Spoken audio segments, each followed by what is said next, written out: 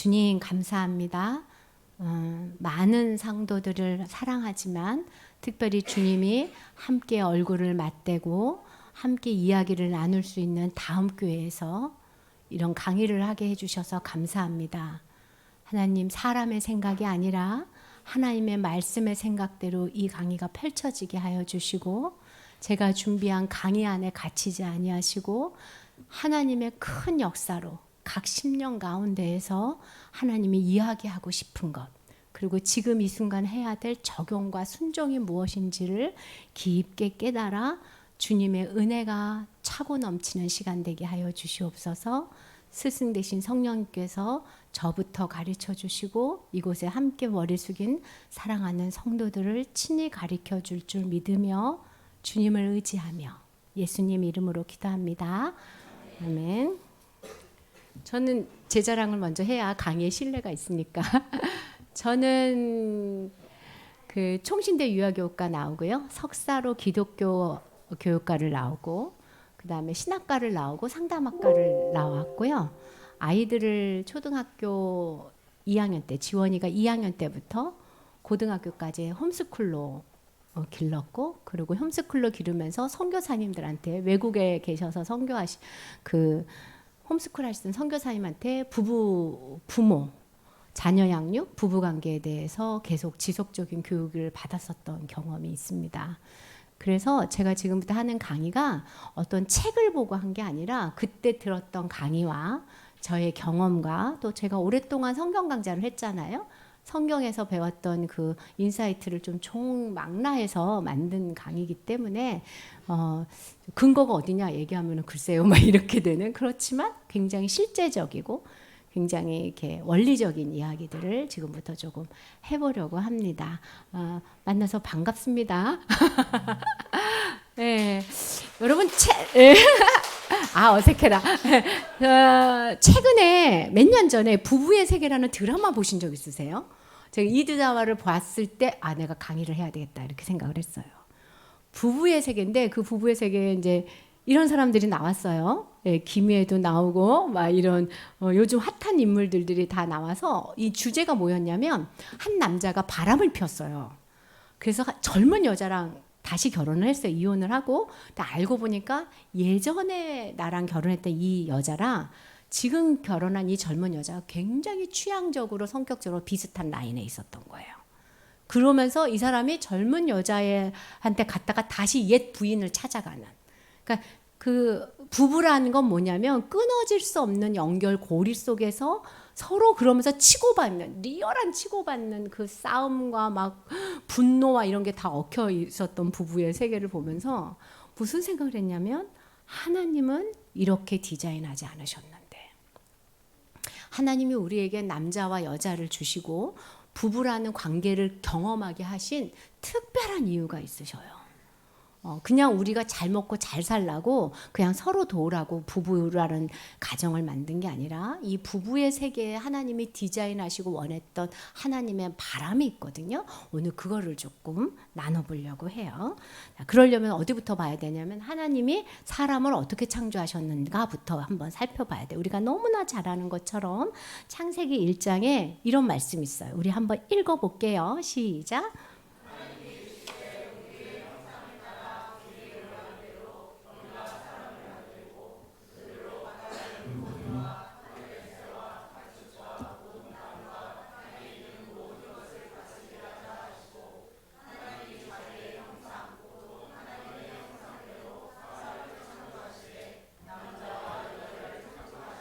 네, 이 말 너무 잘 알잖아요. 여기 제가 빨간 글씨로 있었어요. 하나님이 이르시되 우리.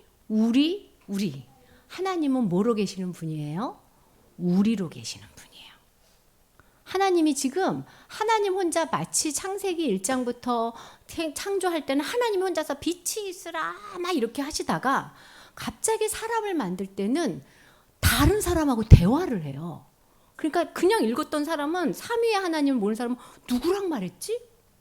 그러니까 하나님은 어떤 분이시냐면 삼위로 계신 우리 공동체로 계시는 분이에요. 이게 하나님의 아주 독특한 특징이에요. 그래서 하나님이 자기의 형상대로, 이게 무엇이냐면 우리라는 공동체로 있는 하나님을 닮아서 우리를 안 좋아하시는 거예요. 그 우리가 뭐예요? 남자와 여자야. 그러니까 삼위 하나님께서 너무 다르시고 너무 다르지만 완전히 하나 되 계시잖아요. 그것처럼 사람은 하나님이 만드신 사람은 처음부터 하나님이 우리 공동체로 만드실 생각을 하신 거예요. 그게 하나님이 사람을 가지고 한 생각이에요. 그렇게 놓고 하나님이 사람에게 어떤 일을 허락하시냐면 에덴 동산에 갖다 두잖아요. 그래서 사람은 어떤 사람이냐면 하나님의 형상, 관계 안에서 사람이 결정돼요. 사람은 혼자 있어서 사람인 것 같지만 혼자 있는 것보다 누구하고 함께 있음으로 사람이 돼요. 그래서 여러분 아무도 없는 낭떠러지에서 혼자 똑 떨어져 있는 거, 그거 사람으로서 굉장히 겪기 힘든 과정인 거예요. 그래서 우리는 우리 속에 있는 관계를 경험해야지 사람인 것으로 하나님이 지으셨어요. 그 관계 안에 하나님과의 관계, 사람과의 관계가 굉장히 중요하게 지어진 거죠. 그리고 그 사람을 에덴 동산에 두셨어요. 이거는 뭐냐면 우리도 다 에덴 동산에 하나님이 둬요. 어디가 에덴 동산이냐면 지금 이 자리, 이곳이 여러분의 에덴 동산이에요. 여러분이 가지고 있는 가정, 여러분이 가지고 있는 부모, 여러분이 가지고 있는 가족들, 이게 다 하나님이 예비하셔서 똑 떨어뜨린 에덴 동산이에요. 현재가 에덴 동산에다가 사람을 갖다 놓고 그곳에서 뭐를 하라고 하시냐면 이름을 짓게 하세요. 내가 잘하는 은사를 주셔서 그곳에서 일하고 그곳에서 누군가를 돕고 섬기고 살 수 있도록 그렇게 은사를 주시고 그곳에서 하나님이 임의로 먹고 마음대로 해라 하는 자유와 풍성함을 허락하시는 게 사람을 향한 하나님의 계획하심이었어요. 그러니까 지금 우리 조금 떨어져서 볼게요. 하나님은 사람을 만들 때부터 내가 너를 관계 안에서 만들게. 그 관계 속에서 내가 그곳을 그 어떤 삶을 살았는지 관계를 지정해 줄게. 여러분 태어날 때 대한민국을 선택하신 사람은 아무도 없어요. 2023, 4년을 살려고 선택한 사람은 아무도 없어요. 예, 우리 부모를 선택한 사람도 없고 자기 서열을 결정한 사람도 없어요. 이런 것이 하나님이 집약해 놓은 에덴 동산이에요. 그곳에 왜 갔냐면 나에게 그냥 주지 않고 작은 거라도 은사를 주시거든요. 해야 할 역할을 주세요. 그 역할을 감당할 수 있도록 에덴에다가 놓으시고 말씀하시는 거예요. 자유롭게, 풍성하게 네 삶을 살거라. 이게 하나님이 계획하신 바였어요. 그런데 하나님이 그 계획하시면서 그 사람의 천지를 창조하면서 하나님이 뭘 하셨냐면 가정을 만드세요. 그 첫 가정을 세울 때 하나님이 이런 말씀을 하세요. 사람이 혼자 사는 것이 좋지 않아. 2장 18절까지는 좋지 않다는 말이 한 번도 없어요. 1, 2장 전체에는 다 뭐만 있냐면 좋았어, 좋았어, 좋았어, 좋았어, 좋았어. 딱 한 번 얘기하시는 거예요. 혼자 있는 건 좋지 않아. 왜? 우리가 깨지기 때문에. 그래서 내가 그를 위해서 그의 짝 돕는 배필을 만들 거야. 그와 함께 나의 일을 할 수 있는 전사를 보내줄 거야. 이게 첫 가정이 하나님이 생각하신 일이에요. 그러면 돕는 배필을 만든다 그러면 이제 바로 아담을 딱 재우고 그 다음에 하와를 만드셨어야 되잖아요. 근데 여러분 2장 18절 뒤에 무슨 내용이 나오는지 혹시 기억나세요? 하와가 자고만 그게 아니라 2장 19절에부터는 뭐가 나오냐면 아담이 동물의 이름을 짓는 게 나와요. 그러니까 동물의 이름을 지면 동물들은 다 지금 뭐가 있어요? 짝이 있어요. 그러니까 아담이 사자. 딱 보니까 특징이 너무 같아. 너도 사자. 기린. 너도 기린. 이렇게 된 거예요. 닭. 너도 닭. 그러면서 뭐를 알게 해요? 나만 혼자네. 나도 저들처럼 비슷한 나하고 뭔가 통할 수 있는 존재의 필요성을 아담한테 충분히 허락하는 거예요. 그래서 하나님이 우리의 발달 과정 속에 나도 짝을 이루고 싶다라는 느낌을 주는 시기가 있어요. 이게 하나님이 예비하신 거예요. 나도 짝을 이루고 싶다. 그러면서 짝을 이뤘을 때 아담의 말이 뭐냐면 내 뼈 중에 뼈, 살 중에 살, 너는 나다 이거거든요. 내 속에서 나왔다. 너는 나하고 하나다. 이런 느낌을 딱 하나님이 주시면서 하나님이 주례를 쓰세요. 뭐라고 주례를 쓰시죠? 부모를 떠나서 너희 둘이 한 몸을 이루어라 이렇게 얘기해요. 그러고 나서의 이야기가 한 몸이 무엇인지 구체적으로 설명을 하시는데 어떤 게 한 몸이냐면 이게 부부관계 하는 거가 한 몸이라는 걸 넘어서 뭐냐면 두 사람이 벌거벗었지만 부끄럽지 않은 거예요. 뭐가? 영적으로, 육적으로, 정신적으로. 그래서 하나님이 생각한 부부관계는 뭐냐면 한 몸이 되는 건데 한 몸은 벗었지만 부끄럽지 않는 거예요. 저희가 목장에서 자기의 치부를 드러내는 거 굉장히 한 몸을 이루기에 중요한 고백인 거예요. 그것과 똑같이 부부가 나 아내한테 말하면 나 근심 걱정하다 쟤는 죽을 것 같아서 말 안 하잖아요. 그리고 내 가족의 아주 원가족의 치부 같은 건 안 말하거든요. 이렇게 되면 한 몸을 이루는데 방해가 돼요. 하나님이 생각하신 부부는 뭐냐면 벌거벗었지만 부끄럽지 아니하는 온전한 한 몸을 경험하는 게 이 가정에서 계획했던 겁니다. 근데 여러분 생각해 보세요. 성경에서 하나다, 한 몸이다 했던 게 몇 개가 있어요. 생각나는 거 뭐 있어요? 하나인 게? 일단 삼위 하나님이 하나예요. 그 다음에 지금 방금 봤는데 또 뭐가 하나라고 얘기하셨어요? 부부가 하나예요. 네. 그 다음에 목사님 넘겨주세요. 네. 그 다음에 하나라고 얘기하신 게 있어요. 또 뭘까요? 그렇지. 교회와 그리스도가 하나예요. 성경에서 하나가 되거라고 얘기했던 제가 요 분이거든요. 우리가 하나인 것처럼 너희가 하나가 돼야 돼. 그게 어디예요? 가정과 교회 안에서 이 하나가 이루어지는 거예요. 근데 여러분 생각해 보면 예전에 예수님을 따라다니는 사두개인들은 부활이 없다고 믿었어요. 그래서 부활이 없다고 예수님한테 예수님을 곤란하게 하려는 질문을 하나 만들었는데 이 사람들이 뭘 만들었냐면 마태복음에 무슨 얘기가 있냐면 부활이 없다고 믿는 사두개인들이 예수님을 시험해서 이런 얘기를 해요. 예수님, 한 첫째가 결혼을 해가지고 여자랑 결혼해서 살았어요. 그런데 이 애가 죽었어요. 우리 율법에 따라서 둘째가 그 사람이랑 결혼을 했어요. 근데 둘째도 죽었어요. 근데 셋째가 결혼했어요. 근데 셋째도 죽었어요. 그래서 줄줄이 7형제랑 결혼한 여자가 있습니다. 그럼 부활하면 이 여자는 누구 부인이에요? 이러면서 부활을 부인하려고 했어요. 그때 예수님이 우리에게 힌트를 하나 줘요. 뭐라고 했는지 아세요? 기억나세요? 이렇게 말씀하셨어요. 부활할 때는 장가도 안 가. 시집도 안 가. 하늘에 있는 천사와 같아져. 그럼 뭐가 없다는 얘기예요? 남자와 여자로 만나는 게 아니라 뭐가 없어요? 가정이 없어진다는 얘기예요. 다행이죠. 다행이야. 이러면 네. 이 땅에 하나가 되는 게 하나로 쥐어지고 하나가 목적인 게 이 세 개인데 이 중에서 천국에서 얘가 없어져요. 그러면 이 땅에서 얘를 만드신 이유는 이 땅에서 뭔가를 하려고 얘를 만든 거예요. 남자와 여자를. 우리는 천국 가면은 그냥 독립된 개체로 만날 거란 말이에요. 그럼 하나님이 왜 이 땅에 남자와 여자라는 가정을 두시고 그리스도와 교회라는 걸 두고 무엇을 생각하셨을까?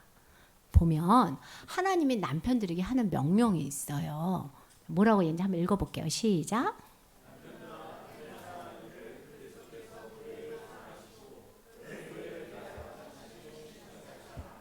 남편들아, 너는 누구야? 너는 그리스도 역할이야. 이렇게 얘기하시는 거예요. 남편들아, 그리스도가 교회를 위해서 죽은 것처럼 너가 네 아내를 위해서 죽어야 되겠다. 그럼 아내들은 한번 읽어볼까요?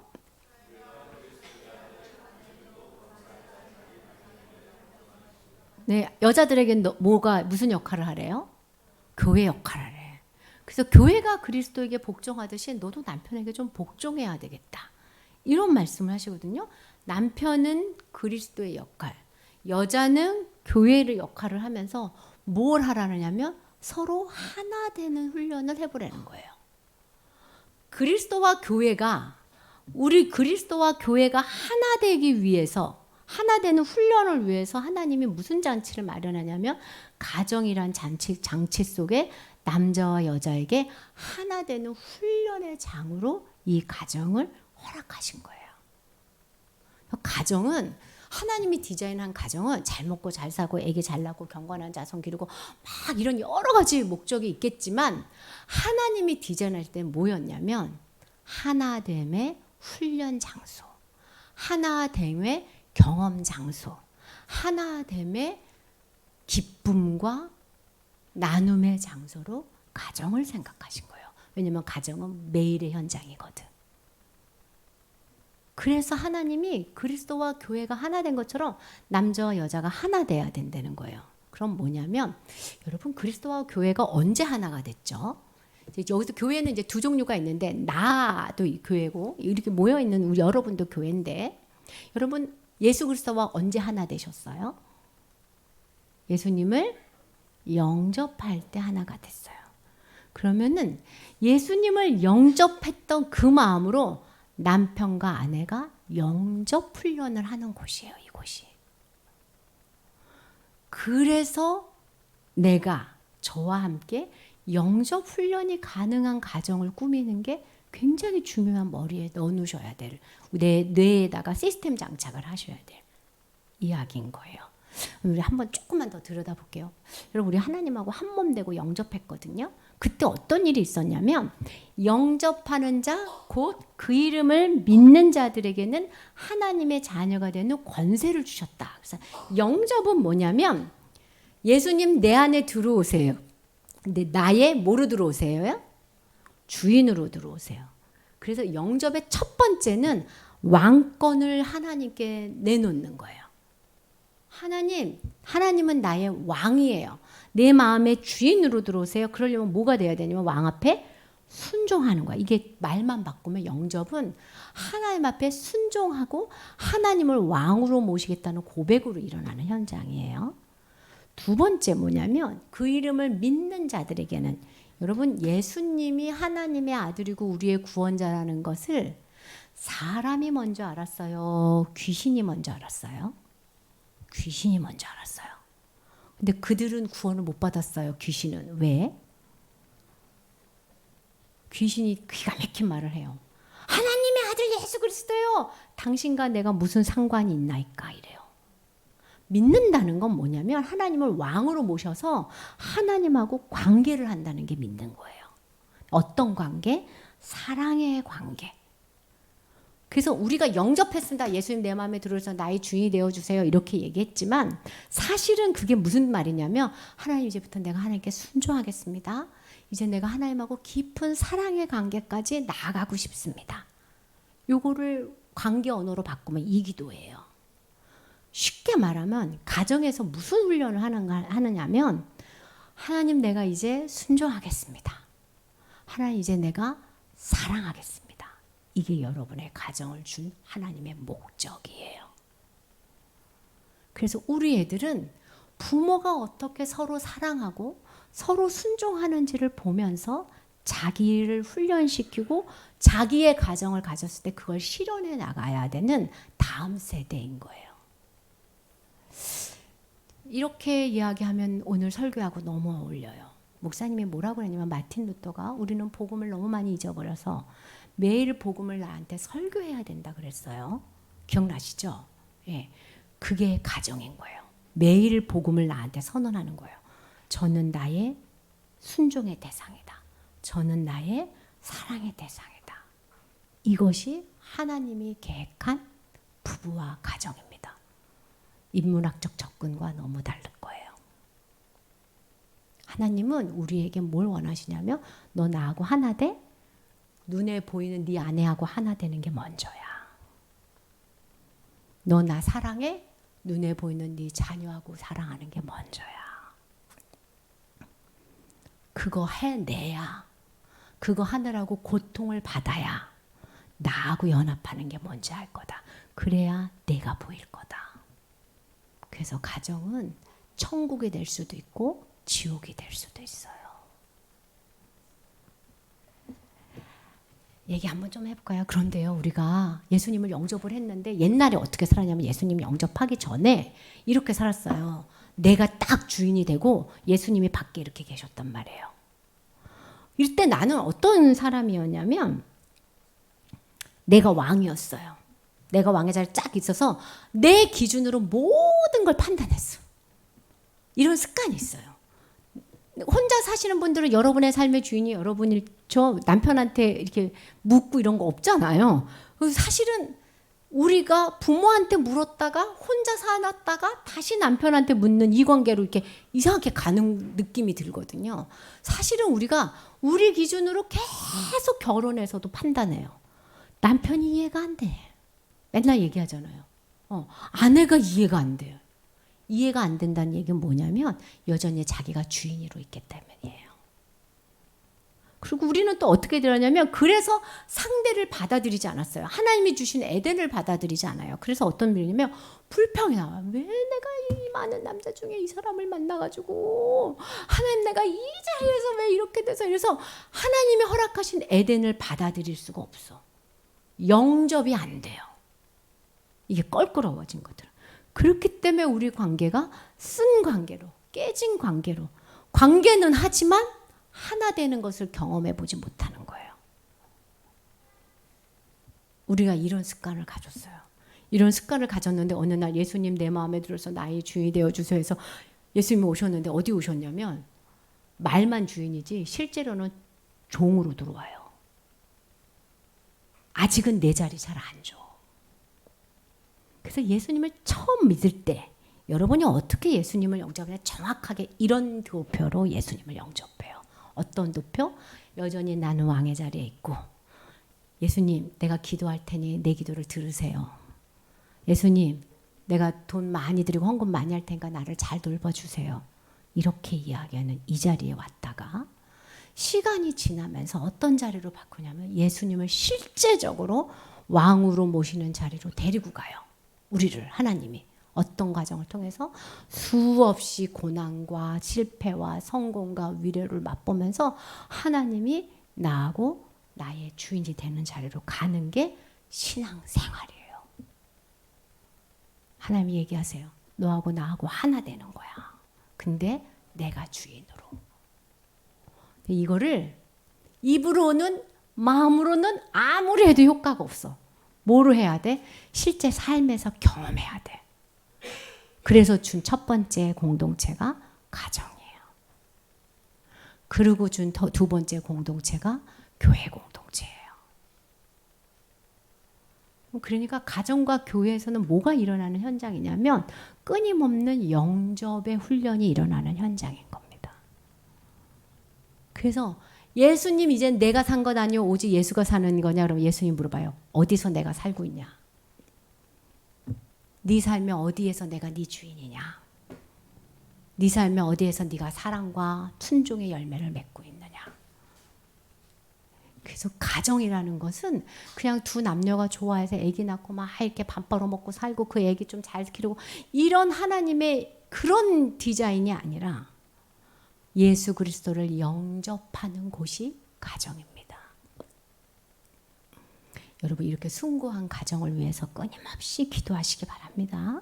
예, 두 가지 훈련이 철저히 이루어져야 돼요. 그러면 이 두 가지 훈련이 이루어지면 천국을 맛볼 수 있어요. 진짜 천국이에요. 천국 가서 나는 목사님하고 손잡고 다닐 거예요. 왠 줄 알아요? 남녀는 아니지만 같이 있는 게 너무 좋았기 때문이에요. 샘나시죠? 여기까지 올 동안 우리가 얼마나 힘들었게요. 예. 여러분 가정을 갖는다는 것 자체가 고난이고 기쁨이고 영광이에요. 예수님을 내 삶에 영접한다는 것 자체가 고난이고 기쁨이고 영광입니다. 예. 그래서 여러분 두 가지 훈련을 해야 돼요. 무슨 훈련? 순종 훈련, 그 다음에 사랑 훈련. 순종으로 시작해서 사랑으로 열매 맺는 거예요. 시작은 순종이고 끝은 사랑이에요. 이럴 사람하고 결혼해야 돼 우리 청년들. 이것을 같이 할 사람을 찾아야 되기 때문에 불신자하고는 어려운 거예요. 그리고 내가 정말 저에게 순종하고 저가 나를 위해서 사랑하려고 애쓰려고 기본 시스템이 돼야 되는데 그 기본 시스템이 예수 그리스도인 거예요. 이게 안 맞으면 너무 어려워지는 거예요. 이게. 감사하게 그게 시작된 사람들은 이제 자세를 바꿔서 내가 저가 왜 나를 안 알아주지? 저가 왜 나를 사랑해주지 않지? 이 시스템으로 가는 게 아니라 내가 저를 통해서 순종을 배우겠다. 내가 저를 통해서 사랑을 실현해 보겠다. 이런 생각으로 기도 제목으로 바꿔서 가정을 살펴 보셔야 됩니다. 예. 순종하라부터 잠깐 한번 얘기해 볼게요. 여러분 하나님이 순종하라 그랬어요. 누구한테 순종하라 그랬게요? 억울해 죽겠어. 남자와 여자 중에 누구한테? 에? 누구한테 명령을 했어요? 아내들아 이렇게 얘기해요. 누구한테 순종해라? 남편에게 순종해라. 네, 시작은 여자의 순종으로 시작하겠다 이렇게 얘기하시는 거예요. 네. 하나님한테 순종하는 마음으로 남편에게 순종해라.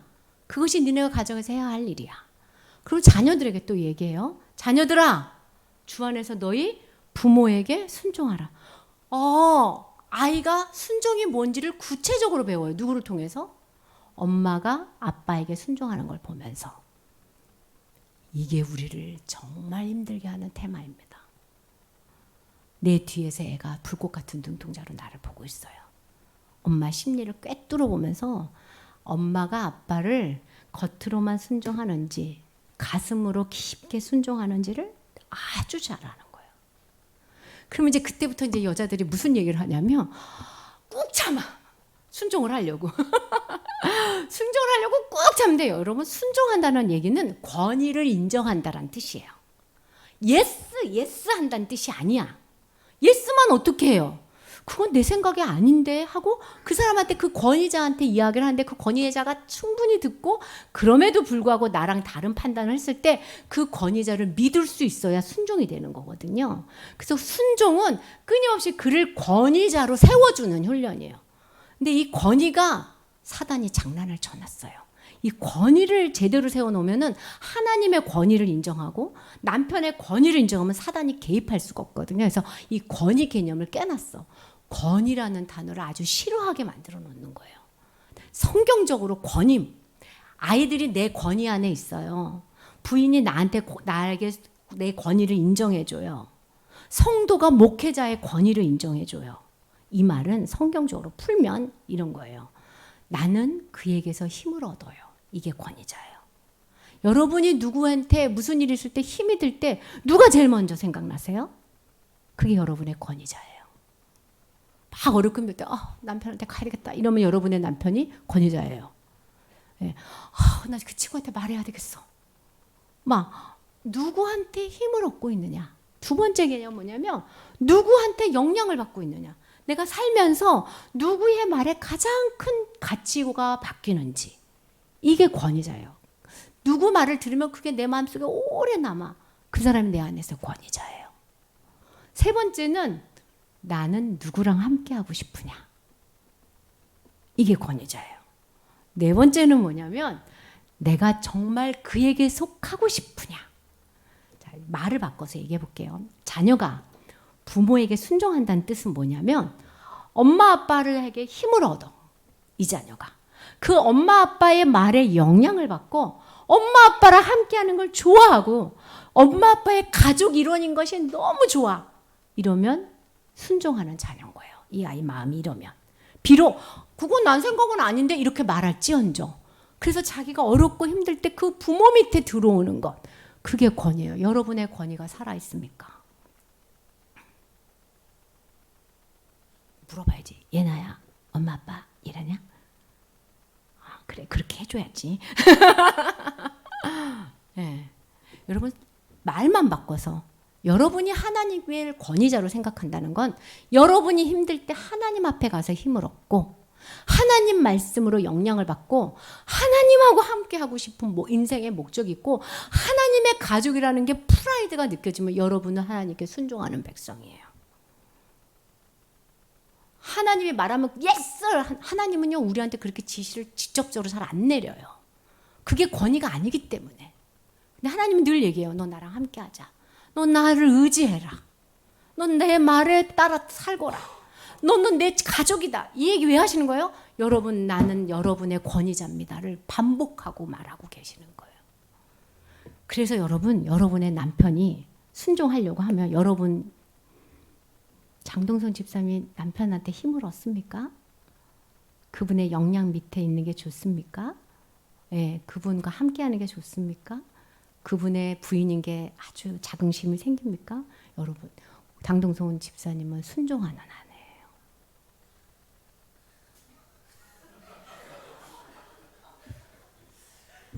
근데 우리가 힘을 돈으로 얻고 힘을 친구한테 받고 SNS하고 유튜브의 영향을 받고 남편하고 같이 있는 것보다 강아지랑 같이 있는 게 행복하고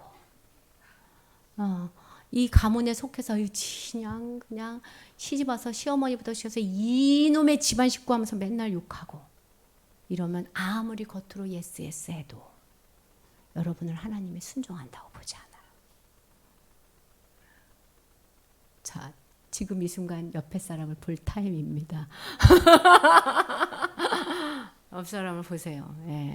예, 정말 결혼한 이게 데이트하는 사람들하고 있어야 되는데 여러분 하나님한테도 하나님도 우리에게 이런 권위를 줘요. 여러분이 목회자를 사랑한다는 거는 목회자의 말씀에 순종한다는 거는 이거를 목회자를 통해서 얻는다는 거예요. 여러분이 이 중에 너무 많은 퍼센테이지로 삭감되면 교회를 떠나시는 거예요. 그때 권위는 나는 건 이런 거예요. 그런데 하나님이 권위의 학습장으로 가정을 세워놓고 쫙 세워놨어요. 서열을 세웠는데 맨 위에 나야, 내가 왕이야. 그 다음에 누구를 세웠어요? 남편이야. 그 다음에 누구를 세웠어요? 아내야. 그 다음에 누구를 세웠어요? 자녀야. 딱 서열을 세워놨어요. 하나님의 성경에서 서열을 분명히 세우는 건 뭐냐면 이거는 질서지, 이거는 존재의 차이는 아니야. 누가 누구보다 밑이라는 건 아니야. 근데 질서를 세워둔다는 게 뭐냐면 하나님을 최고의 권위자로 놓기 위해서 아빠가 어떻게 사는지를 보여주는 거야. 근데 애들은 아빠가 안 보여요. 아빠는 보이지 않는 하나님께 순종하고 있거든. 근데 세컨 리더십이 아내예요. 아내. 이 아내 세컨 리더십이 뭐냐면 보이는 아빠한테 어떻게 순종하는지를 온몸으로 보이는 엄마가 보이는 아빠한테 어떻게 순종하는지, 어떻게 말하는지, 어떻게 대화하는지, 힘들고 어려울 때 어떻게 아빠랑 이야기하는지를 보면서 자녀가 아 저렇게 하면 되는구나 라고 배울 수 있도록 했기 때문에 아내에게 무슨 명령을 내려요? 순종하라. 그것이 너가 하는 그 순종이 너가 나한테 하는 순종이다 라고 이야기하는 거예요. 그러면 이 순종의 학습장에 여러분 순종해야지, 말 잘 들어야지, 그 얘기 힘들지. 순종의 학습장, 권위의 학습장이 깨져요. 어떻게 깨지냐면 바뀌어요. 순서가 바뀌면 이게 깨지는 거예요. 테레비 리모컨은 누가 주인이세요? 집에서? 아빠가 딱 잡고 주인이세요? 네. 테레비 리모컨, 안방의 테레비 리모컨의 채널의 중심이 권위자입니다. 요즘은 되게 이상한 게 아빠가 뭘 프로 보고 있으면 옛날에는 애들이 그 채널을 넘기지 못했는데 요즘은 아빠가 보고 있어도 애가 넘기면 애한테 양보하지 않고 막 엄마가 세컨드 건너십을 그렇게 결정하면 안 돼요. 이게 학습에서 일어나는 현상이에요. 바뀌시면 안 돼요. 여러분 운전할 때 자, 뒤로 놓고 엑셀 받고 그 다음에 시동 켜보세요. 켜지나? 하나님의 나라에서는요. 질서라는 건 바뀌면 안 돼요. 그래서 누가 권위자인지를 잘 살피려면 우리가 이 순서를 바꿨는지를 봐야 돼. 우리 집의 서열은 누가 1인과 제자리에 정렬하시기 바라요. 누가? 아내인 여러분이 하셔야 돼요. 세컨 리더십. 근데 주로 뭐 막 올라가죠, 우리가. 어떤 집은 강아지가 맨 위기도 하더라고요. 또 하나는 끼어들지 마셔야 돼요. 뭐가 끼어드냐면 직장 상사가 끼어들고요. 게임이 끼어들고요. 내가 좋아하는 취미가 끼어들어요. 그래서 아내인 내가 남편의 권위보다 뭐가? 상사의 권위가 더 커. 심각한 상태는 뭐냐면 아내인 내가 내 남편의 권위보다 담임 목사님 권위가 더 커. 이런 게 끼어드는 거예요. 목사님하고 저는 늘 얘기하죠. 여러분 가정의 핵심을 남편하고 잘 의논하세요. 제가 무슨 얘기할 때 남편은 뭐라고 해요? 하고 자꾸 묻는 이유가 그 모든 책임을 남편이 지고 있기 때문에 그래요. 그래서 굉장히 많이 조심해서 살펴야 되는 게 끼어들었는지 바뀌었는지 늘 점검을 하셔야 되는 게 누구의 몫이라고요? 아내의 몫이라고요. 자, 앞으로 아내이고 아내의 역할을 감당하실 분께 손 들어보세요. 네. 여러분 순종이 뭔지 연습하시고 보여주세요. 네. 근데 진짜 특이해요. 하나님 뭐라 그랬냐면 돕는 배필을 준다 그랬거든요. 거기서 그 돕는 자라는 뜻이 무슨 뜻이냐면요. 하나님이 우리를 도우신다고 원어가 같아요. 그럼 남자하고 여자 중에서 누가 더 능력이 좀 있다는 얘기예요? 아내가 능력이 있다는 거예요. 근데 하나님이 누구를 위에다가 올려놓으래요? 남편을 올려놓으래요. 근데 내 남편이 보니까 여러분 비가 많이 올 때 권위자들은요 우상과 같은 종류예요. 우리를 보호하거든요. 하나님이 권위자라는 뜻은 하나님 내 인생의 보호자라는 뜻이에요. 하나님의 우산은 널찍하고 크고 괜찮은데 내 남편 우산은 찢어졌어. 내 남편 우산은 코딱지만 해. 그대로 온몸으로 비를 맞아야 돼. 그러니까 여자들이 막 아우성을 해요. 막 붙여라, 넓혀라. 너는 그게 뭐냐? 막. 근데 하나님이 얘기해요. 네가 그 찢어진 우산 밑으로 먼저 들어가. 네가 그 조그만 우산 밑으로 고개를 숙이고 들어가. 담임 목사님하고 저는 동갑이에요. 내가 젊어 보이지 않아요? 내가 성준아 이렇게 불렀어요. 네, 그래서 결혼을 해가지고 허니문 베이비로 지훈이를 낳았는데 너무 힘든 거예요. 애를 기르는 게. 근데 우리 목사님 그때 IMF가 터져 집에를 안 와요. 화가 막 이렇게 왔는데 집에 들어오는 목사님한테 내 눈이 어떠냐면 어서 와요 이게 아니야. 막 이 밑에서부터 분노가 막. 근데 내 우울증도 되게 심하게 와가지고. 그러고 막 그러고 있는데 제가 막 그러니까 어떻게 했겠어요? 기도했죠. 계속 기도했는데 하나님이 한 컷을 탁 보여주는데 제 눈. 내가 우리 남편을 이렇게 안 보고 이렇게 보는 내 눈이 탁 떠오르는 거예요. 주님이 그 눈으로 네 아들이 너를 볼 거다. 다 이루셨어요. 너무 무서워서 제가 하나님 앞에 자세를 고치고 안성주는 나의 하나님이다. 이게 나의 기도 제목이었어요. 그러니까 결혼을 잘해야 돼. 하나님으로 모실 수 있는 분을 결혼을 해야 돼. 너무 빈약하면 힘들어요. 여러분 해볼까요? 자, 남편의 이름. 나의 남편은 나의 하나님이다. 시작.